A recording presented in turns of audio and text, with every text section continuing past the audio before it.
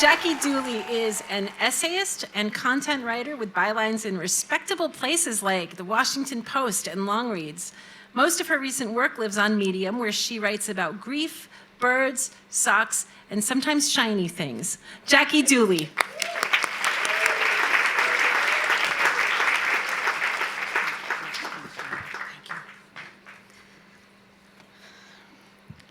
Can you hear me? My daughter Anna died 7 years ago tomorrow. I don't want to tell you the story of her death. Instead, I want you to know something about her that only a few of us remember. Anna loved tiny things. She collected them like treasure. Minuscule stuffed animals, shells that fit into the palm of her hand, the world's smallest plastic frog.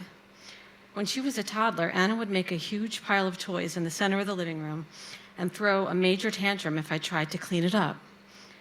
She would sit and play beside the pile until she got tired. Then she'd curl up on some stuffed animals and take a nap. As Anna grew, she moved on to more structured worlds. She built cities out of wooden blocks and Legos and cardboard. She placed her tiniest toys inside of them. These initial worlds would inform what was to become Anna's most coveted imaginary world. She called it Arkamo. Anna built Arkamo from clay, Legos, and orphaned pieces of Playmobil sets. She made her own people and animals from polymer. The world expanded on Anna's dresser incrementally. Trees, houses, roads made from cardboard and vinyl. She made a sign that read, "Welcome to Arkamo," a name she came up on her own, and filled the little world with ridiculously small toys called squinkies, rubber people and animals that stood about a half-inch high. The foundation of Arkamo was shaky. Every time I put Anna's clothes away, a half-dozen Arkamoians would topple from the dresser. In the way of parents who don't want to create little sociopaths, I worried.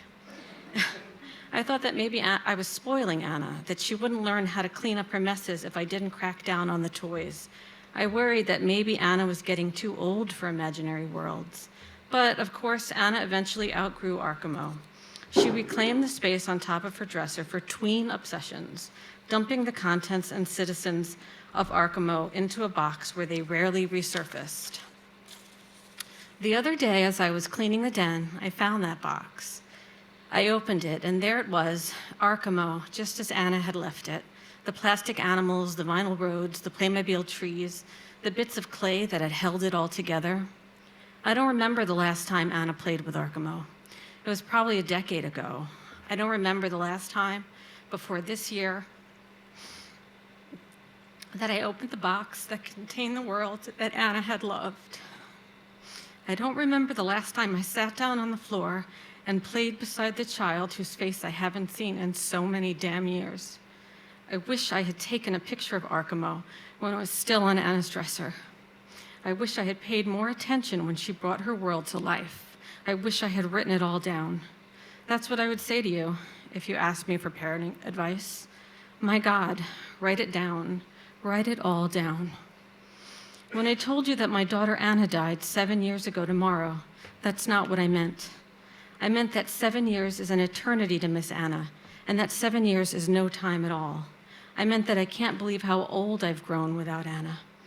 I meant that after all this time living with grief, I want to tell good stories about Anna so that the awfulness of her death fades back into the brilliance of her life. For this 7th terrible anniversary, I wanted you to know how magical Anna was, how wonderfully inventive.